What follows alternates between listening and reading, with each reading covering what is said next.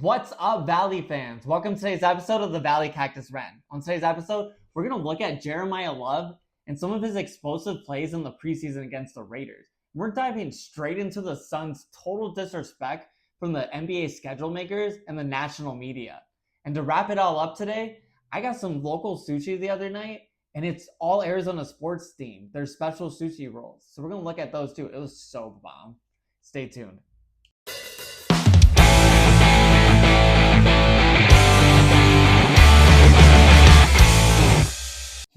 What's up, Cardinal fans?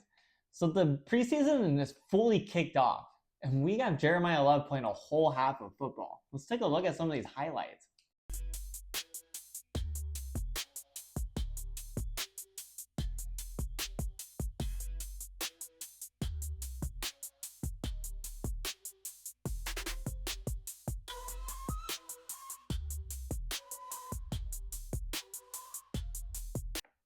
So there you have it, Arizona Cardinals fans. Jeremiyah Love looked good. He looked special. This is what makes him the third overall pick. So just to look at some of the stats, so he had 72 yards for 14 total touches, 3 receptions, 3 targets for 14 yards, and then 11 carries for 58 yards. I know stats don't mean anything when it comes to preseason, but it's cool to look at. I mean, it shows what he was able to do. But the things that stand out because it's preseason are the spin move and the hurdle. The things he does that make him special. And extended the plays. Each move that he does and bounces off players extends the play. And that's what makes Jeremiyah Love. But unfortunately, he did get injured. And he had an ankle injury. Mike LaFleur said it wasn't that serious and that he probably could have been back in the game later on. But you know the Cardinals are going to be cautious of this. And he's probably going to not play the next preseason game, I bet. I could be wrong, but I don't think he is because they're going to, like I said, they're going to be cautious of it.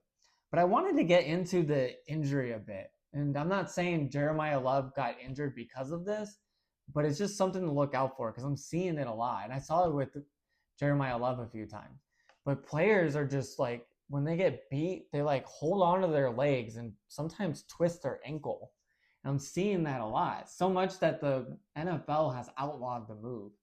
But it's hard for the referees to call it because they can't differentiate whether it's malicious or not. Like, what if it was just a regular player or not? It's hard to tell. But I'm seeing this a lot. Even last year with James Conner injury, it looked like his ankle was twisted, and that's how he got injured. So I'm just wanted to point it out because I see it a lot. Let me know in the comments. Maybe I'm wrong. Maybe it's not that much of a concern, but I do see it in the NFL a lot. But I'm not saying that's what happened to Jeremiyah Love, but I did see it happen to him a few times. And I'm like, don't touch his ankle, like don't pull it, like don't twist it. Like we just got Jeremiyah Love, an overall pick. He's gonna have a phenomenal career. He's gonna have a long career ahead of him. We don't need ankle injuries right from the start. So I don't know. We'll see. Hopefully it's not that serious. It does happen anyways, but I do see defensive players making these obsessive twists and pull of the leg. Like that's not a tackle. Let's show some real tackles here. So if you get beat and you can't pull his leg down and you can't get him without pulling his leg down, then you might need to change the way you tackle. I don't know. Maybe I'm wrong. Like I said, leave it in the comments. So let's go ahead and switch gears, and I want to dive right into the Phoenix Suns. So the Phoenix Suns are totally being disrespected. But before we get straight into that, I want to show Dillon Brooks. Dillon Brooks got an extension, 3-year extension from the Phoenix Suns. And I want to show you some highlights on some of the reasons why he probably got that extension. Let's look at the highlights.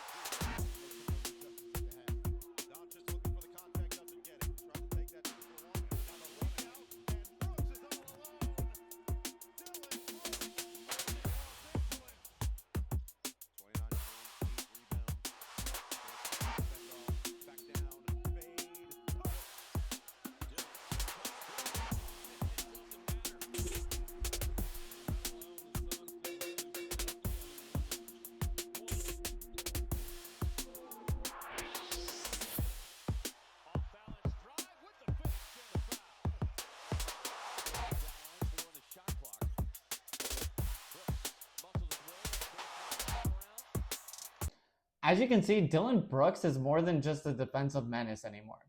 That high intensity that he brings every night, in your face defense, the culture that he's changed. He's become the villain now. That's his nickname for the Suns. That's what they created. And I feel like part of that nickname is the fact that he's elevated his offense. He's averaged 20.2 games per game in the regular season and 26 points per game in the playoffs. He's more than just the defensive player. And he's a culture setter. He leads by example. Like I said, he brings that high intensity and he brings that out in the players around him. The Phoenix Suns were not supposed to be a good team last season. And I feel like a big part of it was Dillon Brooks setting that culture and setting that tone that we're going to be that high intensity, in your face defense. We're going to play the full minutes in that court no matter what. And that's part of why we had a lot of steals and different stats and defense that we never had before. And Dillon Brooks, like I said, deserves this extension. And not only that, he said in his interview that the money doesn't quite matter as much. He wants to bring a championship to the Valley. So who better to extend a contract than the culture setter, the villain, than Dillon Brooks himself? So the NBA lately, I want to get into this, has been disrespecting us. Like last season, they didn't expect us to make the playoffs. They didn't expect us to be a winning team. And we became that winning team. We proved them wrong. So I guess we need to prove them wrong again because they're totally disrespecting us. So the NBA schedule right now, they have us with 9 national games. The team that brought them to the playoffs, they proved them wrong on how much they can win.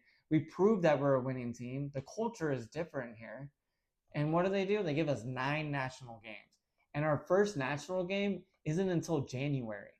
So anyone around the world couldn't even watch us until January. I feel like they're hiding us.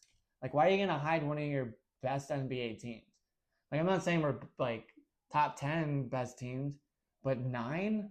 We should be at least close to that mid-tier at least. But I guess we got to prove them wrong. Prove them wrong again and show them that, not only that, show them that we can win more games. So we won 45 games last season, and they claim that we're only going to win 36 games. That's insane. You would think we would go up more, maybe 48, 50 games at least, a little something. I'm going to predict that we win 55 games this season with the upgrades that we've made. I'm just going to say that now. Maybe I'm wrong. Leave in the comments. How many games do you think the Suns can win? But I don't care. I like being the underdogs. I like having that high intensity, that new culture in your nose, like in your face, like hard-nosed defense. Like, I don't even care anymore. We're the underdogs. We always have been. Like, the media doesn't look at us as a high franchise team that brings in the money, I guess. That's all that matters. So, like I said, we're just going to have to prove them wrong again. All right, so let's wrap up today's show, and I want to tell you about some sushi I got the other night. So it's McGurl's Sushi and Ramen. It's on my Clintock and Ray. It's really bomb. But they have these specialty rolls, which is why I wanted to tell you. They're all Arizona sports themed, which is right up my alley. So they have the D-backs roll, the Cardinals roll, a Phoenix roll, and they have what I got, which is really good, the Suns roll. Apparently that's what they're known for. Like, they're famous for their Suns roll. And it's really good. It's presented really nicely. It comes out cooked. The salmon's cooked that's on top. It has spicy mayo, cucumber. It's just the flavor and everything that's together on this is really good. You could tell they put a lot of thought and taste into making this roll because everything just blends smoothly and tastes so good together. And it looks really pretty. So as you can see, I'm going to show you this picture. It shows right here. Like, look how it's nicely presented. And it just looks beautiful. So if you ever want to see it, again, it's Maguro Sushi and Ramen on McClintock and Ray. All right, Value fans. So that's it for today's episode. If you want more content, more Arizona sports, subscribe to my channel. I love you guys. I love Arizona sports fans.